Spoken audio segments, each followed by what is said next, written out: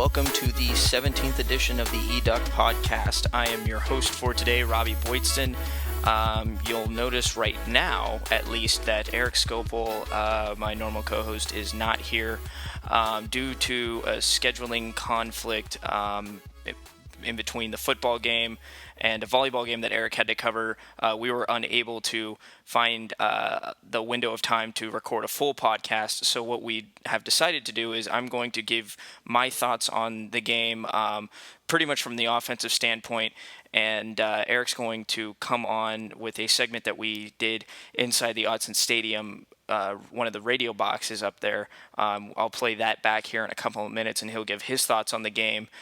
He was focusing a lot on the defensive side of the ball.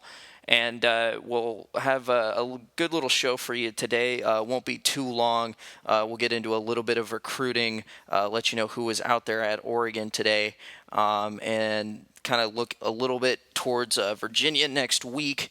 And then we will kind of just move along and send you on your way here. Most of you will probably be listening to this on Sunday. This is being recorded Saturday night here, right after the Ducks beat Nicholls State in Game 1, 66-3. It was a pretty dominant performance by Oregon, set a couple of school records along the way. It really wasn't anything out of the ordinary or anything that you wouldn't have expected Oregon to do. I think the big takeaway for me today was that a lot of things looked the same. There wasn't a man in a visor. It was a man in a ball cap on the sidelines today, that being Mark Helfrich in his first game as head coach. Obviously it went very successfully for him. Scott Frost taking over the duties in the booth as the offensive coordinator. Both of them commented a little bit after the game about how different it was, kind of switching roles with Frost being on the sidelines the last couple of years, and Helfrich being up in the booth calling plays, or working with Kelly and working with the offense. So it was kind of a different feel for them, but at the same time, everything kind of seemed to flow as smoothly as it did during the Chip Kelly era. Oregon jumped out to a huge lead early on. In fact, ended the first half with a 38-3 lead, into the first quarter with a 24-0 lead. In many ways, this was very reminiscent to the Arkansas State game from last season. Just Oregon jumping out to a very big lead. Marcus Mariota kind of setting the tone with his arm and his legs. DeAnthony Thomas showing flashes of why he's probably the most dangerous player in the Pac-12 still. And you have to see kind of a little bit of what the Ducks will be able to do through the air, I would say. Though they didn't seem to throw more than usual, they definitely tried some different things, definitely some deeper passes, threw a few deep plays. Last week, if you listened to one of the news segments that we debuted where I ranted along, I was talking about the fact that I really would have liked to seen Oregon kind of go more for home run plays, especially against a team like Nicholls State.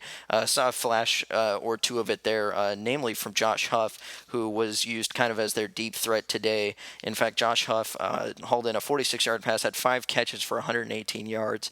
Braylon Addison also had a solid day, had a couple of catches for 42 yards, but also dragged in a touchdown there early on. Chance Allen, the only other receiver with a touchdown being brought in. Keenan Lowe had 1 catch, but made it count for 40 yards. In all 8 different receivers for Oregon hauled in catches today.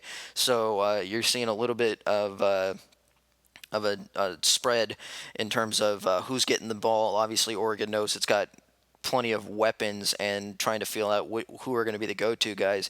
After today, it was pretty evident that Josh Huff and how he's actually really just developed over the past 3 seasons heading into his senior season. He looks like he is probably the most ready to be your go-to guy right now, and really used his size and athleticism there over a Nicholls State squad that just couldn't keep up with Oregon, to really exploit some of the those holes in that defense. Once again, Oregon jumped out to a very comfortable lead, and in large part to Marcus Mariota. The sophomore quarterback comes in, goes 12 of 21 for 234 yards passing, and a touchdown, that going to Addison. And then he also made some moves on the ground as well, racking up an impressive 113 yards on 5 carries, including a 46-yard touchdown run early in this or later in the second quarter. What was interesting about Mariota was that even though he wasn't as sharp as he usually is, and granted we only have about a 12, 13 game sample of his career, but still you've gotten accustomed to the fact that he's a very accurate quarterback with a strong arm. He was a little bit off today. There was some fine tuning that needed to be done. Obviously, it's game one. You kind of expect that, but when he was on, he was on, and it was impressive to see that he still had those.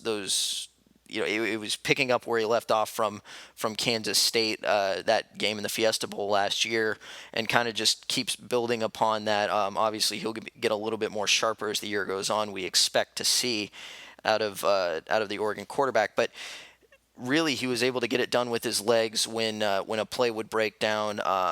His first touchdown run came on what looked like a broken down play, and he swept to the outside and took it into the house for a touchdown. And he really was showing that he's taken steps to become more of a leader, more of a field general for this offense.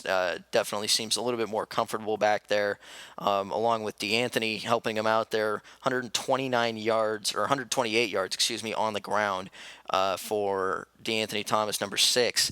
18 carries for him as well.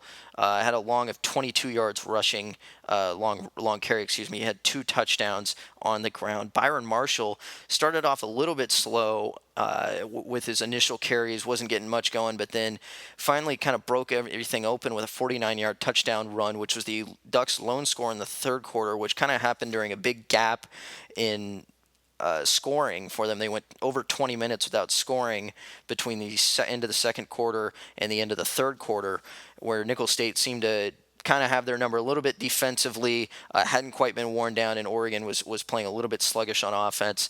They recovered. Marshall's touchdown run was a big factor in that. And something to note, Oregon left their starters in for quite a bit of time today. Usually, maybe this is, and I was discussing this with Steve Summers at eDuck.com, publisher on the drive back, but last season with Chip Kelly getting so accustomed to pulling the players early in games, sometimes even playing them just for a half, you kind of expected that against Nicholls State, if things blew open early, you were going to see a lot of freshmen play, and you saw 5 out there today, but you didn't see much of the offense changed too much until about late third quarter, early fourth quarter. Mariota was in there for a long time. So was DeAnthony. They would sprinkle in Marshall every now and then, but Marshall didn't play for a large portion of that first half. So it was interesting to see when he did get in there. It took him a little bit just to get his footing. Again, Oregon setting a school record today with three players with over 100 yards rushing. That had never happened in program history. That, of course, being Thomas, Marshall, and Mariota. Marshall finished 124 yards on 8 carries. And they got plenty of just production on the rushing game. Is finished with 500 yards rushing. Ayala Ford came in late in the game, had a long 50 or 45-yard run there that set up a Colt Lyerla touchdown. He finished with 54 yards rushing on 3 carries. Jake Rodriguez got his moment to come in the fourth quarter. He had a 28-yard run, and just some positive production. They brought back the unique package last season that they like to use with Colt Lyerla in the backfield. Brian Bennett, at the time, an Oregon quarterback, he has since transferred, but it was a specialty package that got Bennett into the game and got Lyerla used in a different capacity. Of course, Lyerla had played running back a little bit in high school for Hillsboro out here in the Portland area, and they brought the package back with Jeff Locke in the back as the quarterback there in the fourth quarter. Lyerla with 3 carries, 17 yards, and that touchdown run. And in talking with Gary Campbell after the game, and you'll be able to see that video on eDuck.com, we got plenty of great post-game footage. But Gary Campbell said that is a package that will be used. It sounds like it will be used throughout the season. So stay tuned just to see what kind of developments are there with that. Obviously, with Lyerla being kind of a unique athletic talent at the tight end position at 6'5", 250, and being able to kind of be that almost a very large running back, the big, like a bigger LeGarrette Blount type back, in terms of what he could be effectively, especially in short yardage situations.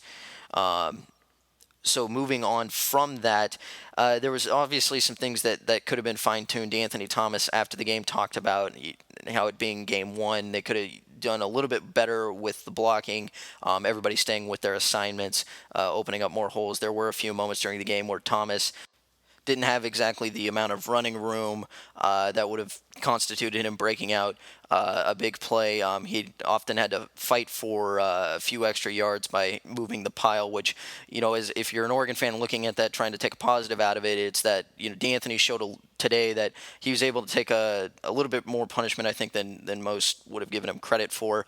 Once again, this isn't a big Pac-12 school. This is Nicholls State University, but Nicholls State, to give them credit, did have some moments where their defense was able to contain Oregon and confuse them a little bit. I know it's hard to believe with a 66-3 final score, but there were moments where it seemed that Oregon had trouble getting things going a little bit offensively. That being said, though, 772 yards, new school record there. That's kind of hard to ignore. So I think with that, you got kind of the gist from the offensive side there. We're going to switch gears here and send it over to Erik. We're going to play back that Erik interview where he talks about the defensive side of the ball, and then we'll come back and play what was an interesting post-game interview with Nick Aliotti. We are in a radio booth here at Autzen Stadium, and I just want to ask Erik a few quick questions so we can get him on the podcast this week about what he saw out of the defense this week and what he liked about it. Well, it was interesting watching the game. I think my perception was that the linebackers, especially on the inside, they're making those calls. Derek Malone and Rodney Hardrick kind of struggled to make those, because those guys are essentially the quarterbacks on the defense. They're kind of in charge of making those calls and all those reads. And my perception up in the booth here was that they had struggled, but they both made it sound like they thought they'd done a really good job, and Boseko Lacumbo said the same thing. Aliotti was only, complimentary of, we'll get back to him in a minute, but he was only complimentary of how they played. So, obviously it's one of those things where, and Aliotti said it, and it's great, and you can listen to the interview, but, it's 66-3, and we're looking for things to complain about, to whine about, to pull out and say, this is a problem, this is a mistake, this is something they didn't do very well. When in reality they almost pitched a shutout and held the opposing team to, I think it was like about 350 yards and 87 plays, which is under 5 a play. So not a lot to be really, I guess, disappointed in if you're an Oregon fan, and probably not a lot to be really worried about. I will say I thought the defensive line looked great, which is how they've been advertised all year. Eric Armstead, DeForest Buckner, the two young, now sophomores, Alec Balducci even making big plays. Obviously the seniors, we know what we're going to get from them. And really I think from the defensive side of the ball, the one thing I think that Oregon fans are going to be talking about, and it'll probably become a discussion around the country depending upon how many of these instances occur, is the new targeting rule. Very controversial. Very controversial. And listen, we've got Aliotti's response to that, as well as the response to the officiating, and you be the judge. Does he deserve a fine? He even brought it up from the Pac-12. You be the judge, and I'm sure the Pac-12 also at some point make a decision there as well. But Terrance Mitchell, end of the first quarter there, Nicholls driving, hits quarterback Bo Herbert in the helmet when the quarterback is sliding, and it doesn't look like, from my vantage point, if it was intentional to go helmet and injure the player, which is kind of the intent of the rule, is that you don't want guys out there just headhunting and trying to take players out. It didn't look like, from my perspective, like that was the case, but the officials saw it differently, and Aliotti was not pleased at all. Again, you can listen to that interview when we post it, but to me that's going to be probably the biggest storyline to take away from the defensive side of the ball. Is just for the season as a whole is how big of a storyline is that going to become? Is this new? We just saw that the NFL settled for $760-something million with the players' union, to I guess compensate and as well as kind of try to protect players from head trauma. This is one of those steps that's being taken now by the NCAA to try to, I guess, kind of avoid those situations. But in my opinion, this one was kind of an interesting one, and it would be interesting to see how much this plays a factor the rest of the year. I know that Mitchell was, as we said, ejected from the game, which is the big takeaway. Not just 15 yards, but then a disqualification for Mitchell, who had to leave the building and was not available from what I saw for post-game interviews. So we'll have to wait till Monday and Tuesday to hopefully hear from him a little bit. But I don't know what to make of it. I mean, what do you think, Robbie? Well, honestly, from my vantage point, you were on the obviously field. I was on the field. I was on the other side of the field, but I had a pretty clear look just from where the play was run. And quite frankly, it didn't look like it was a malicious intent. He obviously did go helmet to helmet. That was indisputable. But from my vantage point, quarterback slid right as he went to go hit him. And so based on the trajectory he was flying at and the slide, it was perfect timing that they connected. I understand that the ref was just he made his call, made his decision, stuck by it. It just didn't seem like it was malicious. But then again, maybe we didn't see something that the ref did see. One thing we need to bring up is the intent is to protect players, and right. Air Bear was out for the rest of the game. They ended up going with their backup quarterback for the last 3 quarters. So obviously, you got rocked. By the concept of the rule here, we're trying to protect players. That didn't do a very good. I mean, the player was not protected in that situation, was injured because of it. We'll have to, obviously all hope he's okay in terms of playing the rest of the season. Hopefully he didn't, sustain a career ending or a season ending or a really bad head injury and just, in terms of his life in general. So it's one of those things. I know that's the intent is to protect him there. And I guess maybe from that perspective, it does its job if it teaches someone like Terrance from hitting a player the same way in the future. But yeah, I just think you have to kind of consider the rule. It didn't look like, from my perspective, of course, I'm up in the press box. I saw the replay a number of times on the TV. It just didn't look like it was his intent. And having spoken with Terrance, he's not that type of guy. No, and it maybe, again, yeah, like you're saying, they might be just trying to make an example to try and get to deter players. Like you said, it's player protection, deter players from even attempting to go after that. If there looks like for any reason they're going down to slide, 2 hands, something like that, and maybe that's what they're trying to get with this new rule. One thing I did want to ask you, asked Bo Lacombo after the game what he thought about the linebackers. Obviously, they were working in some new guys. Obviously, Bo made a couple great plays. Tony Washington made a few great plays. Both the outside linebackers played really well. I thought both Tony and Taradni played well when he got as his a reserve chances, when he got out there and played really well in kickoff coverage. One of the true freshmen who played, I think it was only 4 who played. But Boseko Lacombo and Tony Washington, I thought both played really well on the outside. And it was one of those things where I think it was Rob Mosley, who's formerly of the Register Guard, now with the University of Oregon, asked, and I think if you watch the game, those guys almost played Iron Man, those 2 guys, and they've got all these different bodies, and it's been this discussion about who's playing where, and those 2 guys played almost every snap up until about the midway through the 3rd quarter. Was that rewarding them for playing well, or was that a sense of we're not comfortable going to the reserves? And I from my perspective, those 2 guys had played really well, and when they came out of the game, there did seem like there was quite a drop off with guys like Tyson Coleman and Taradni. Joe Walker played a little bit outside. Christian French, I think, hurt his leg. It sounded like what Aliotti had said. So hopefully that's not something too seriously. It sounded like he was limping.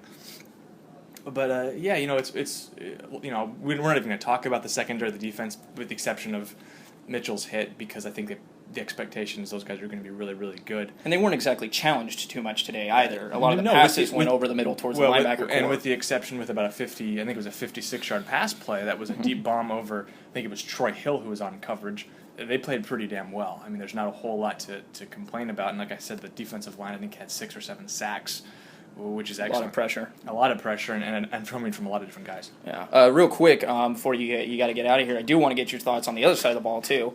Offensively, last week, as part of your prediction, you said Jeff Locke was going to get more yards than Marcus Mariota. Unfortunately, we didn't foresee Marcus Mariota playing 3 quarters. Yeah, that was so. To me, just in terms of the whole storyline of the game. If we're not just talking defense, you play one of the worst Division I FCS teams in the country last year. This is a team that is not expected to, I think, win 1 game all of last year, and yet you're seeing Mariota, you're seeing DeAnthony, you're seeing Josh Huff play midway through the 3rd quarter there up until about 4 minutes. Those guys are taking snaps and essentially the whole first unit offensively and defensively into a game in which I know it was 38-3, which maybe some people feel like you got to keep the foot on the gas, get the spread, which they finally hit, which was set at 59 earlier the week before it was kind of thrown out. But From my perspective, the game's not really in jeopardy. I was really sort of surprised to see those guys out there so long on both sides of the ball, but especially a guy like Marcus and a guy like DeAnthony, who are so valuable to this team's success and have such, I guess, relative question marks behind them. To see those guys out there in almost into the fourth quarter in a 5-touchdown game, it's just sort of made you scratch your head, and maybe that's going to be something that Helfrich looks to do more, or maybe this is just kind of an isolated incident. It'll be really interesting to see going forward, because I think if you look at Oregon's schedule, you figure there are going to be at least 3 or 4 more times where the deficit is greater or about the same as it was that far into a game. Well, and I think we both expected, in your defense on the prediction, I think we both expected the starters to not play this long. I mean, would you have liked to have seen more of the backups to get I would have liked what to Lockie and Rodriguez were able to do with their limited time was pretty good. I would have liked to have seen more of Lockie and Rodriguez and Byron Marshall. I know one thing we should mention is that this is the first game in Oregon history where 3 rushers run for more than 100 yards, which is a record. I think it was also a record in total yards from scrimmage over 700. 760 something. So I don't have the stats in front of me. I didn't get a chance to look at it because we're doing this pretty much directly after post game, so we don't have a lot of time to kind of prepare for this. But the offense was really good, but at times there was about a 20-minute period where they didn't score from about, I think it was 6 minutes and 20 seconds left in the third quarter, or in the second quarter, to about 3 minutes left in the third. It would have been, I think, maybe beneficial to have gotten Lockie and Rodriguez more snaps. Mm-hmm. Now, I don't know if that's going to be a deterrent later in the season because you don't expect those guys to have to play much, but if you're looking into the long-term future, you probably would have liked to see those guys get some more snaps. One of the big takeaways there, obviously, as you heard in that segment, was Mitchell's hit on Air Bear, which knocked Air Bear out of the game and earned Mitchell an ejection. It could lead to further punishment for Mitchell. We'll have to wait and see on that. But it was obviously a big topic of conversation post-game amongst the media, the players, and even the coaches, which leads us to our next segment. We're going to play you a post-game interview with Nick Aliotti, defensive coordinator for Oregon, who gives his opinion on the play, the rule, and some just overall observations about the way he likes his defense operated. Definitely worth a listen. Where's your take on Terrance's ejection? I think that rule is very tough. I would have given a 15-yard penalty, but I don't think he should have been ejected. I don't mind saying that. I mean, the quarterback was sliding as he was coming up. I don't think he was trying to maliciously hurt the guy. My understanding is if the stands go, wow, or something like that, then that's a call for an ejection. And I know it's our team, but I really have to. That rule is one that's going to be tough for a lot of us coaches on defense because you're coming hard up to make a tackle. The quarterback slid just as he was coming up. I don't think he was maliciously trying to hurt the guy, and that's the intent. That's the understanding I have. It has to be an intent to lead with the head, and I don't think he was. 15-yard penalty? I agree. Ejection? No. Nick, I'm sure you're all for player safety, but do you feel like there's an effort? I mean, they're kind of taking some of the physicality out of the game. In the time of walking a little bit, or how do you feel about that? Well, as a defensive coach, I will say that they're making it a little bit harder, but it's defensively across the board, so I don't make the rules. They're really concerned about concussions, as you can see what's happening in the NFL, what's going on with the lawsuit and all that. And we are too. You know what? I don't want my guys to play the game to hurt anybody. But on defense, you have to be aggressive, and you want guys to hit and be like, for lack of a better word, like monsters on the field. And then when you get off the field, I want to be a perfect gentleman. But on the field, you want them to be violent and aggressive. And it's hard on defense sometimes. You go sack the quarterback, and there's inadvertent hit to the head maybe sometimes, or like the play we talked about earlier. It's the rule. They're trying to look out for safety. I understand that. But I just hope that there's a lot more common sense in the calling of those kind of penalties. How do you coach that? Do you think you have to change the way you coach that? Did you tell Terrance to do something differently than what he did? No. I mean, I wouldn't know what to tell him. I mean, let the guy slide and hope he slides and he doesn't keep running, and then you become a defenseless player. So, no, there's nothing I would have told him different because you can't make your defensive player become a defenseless player. I think he was coming up hard. I just think the timing was a bang-bang thing. I'd like to see the film, but that was my take on it. Maybe I'm biased because it's our team. That was my take on it. 15-yard penalty, I agree with. Ejection, though. Once you've taken out, Can I get fined for this? We're going to find out. You know what? I don't care. They're wrong. They're wrong. If they're wrong, they're wrong. The only call they know how to make is defensive pass interference and stuff like that. How many holding calls do we have? We had 87 snaps on defense. Did they get called for holding? 87 snaps. Is Nicholls State or any team that good that they can block you correctly for 87 snaps and not hold? Think about it. That's pathetic. And I don't mind saying it. Everybody calls pass interference. Everybody knows that call. Everybody knows, this call. There's 87 snaps, one hold. I can't say what I really want to say, but you feel it, right? Steve, you feel it, right? I think I remember the pass interference you're talking about when it was sort of gives them a first down when two guys are sort of getting tangled out there. Yeah, that happens sometimes, and I don't know. I'm a bad guy. If wanting perfection and execution and being perfect is being bad, then I'm bad. Because that's what I want. I don't want good, I want great. I's a bad choice of words. We don't want good, we want great. I wish those officials would have some more common sense. It looked like after Terrance got taken out, they went after Troy a little bit and passed to his side. How do you think he responded? Not very well in the deep pass, because he gave one up. But that happens to corners.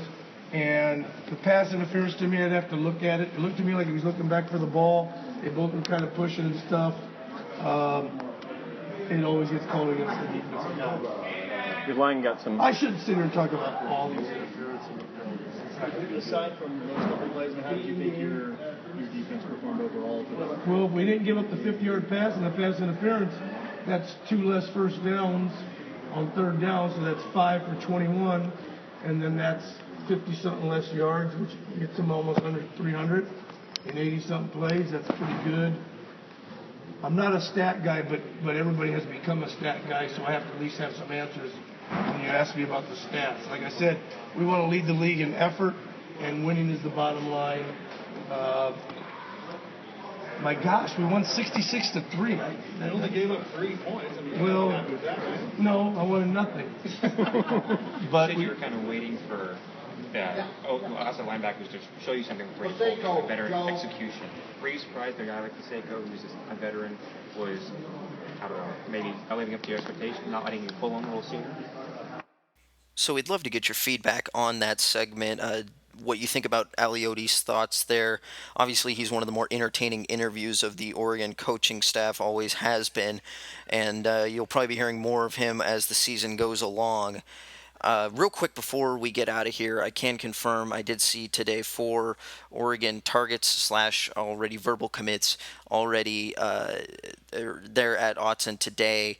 Arian Springs, cornerback out of Texas, verbal commit to Oregon, was there today, along with Braxton Berrios, who's not verbally committed to school. He's a target out of North Carolina, wide receiver. We've talked a little bit about him on the show before. He took his official visit. We saw Tui Talia out there today as well, a verbal commit for Oregon, defensive tackle, JUCO prospect. Also saw Sam Jones, Colorado prospect, a offensive lineman who is considering Oregon. He took his official out there as well. He's out there. One of his few long weekends that he has during the football season was able to squeeze an Oregon official in. So keep tuned to eDuck over the next few days as we get more info on those visits, get their opinions. We'll be posting stories. Also, we had a ton of post-game coverage from today. We'll have lots next week with Erik and Steve out there covering it, so be sure to keep in touch there. Also, keep checking in for recruiting updates throughout the week, and as we get ready to get back into the swing of things in 2 weeks with Tennessee, we will keep you updated on the podcast schedule, how everything's going to be laid out. Please leave feedback on the show. Hopefully we'll have Erik and Steve on next week to give kind of a live update, as I mentioned earlier. Until then, we're going to let Heavy Heaters take you home on this shorter edition of the eDuck podcast. I'm Robby Boydstun, and I will talk to you all next week.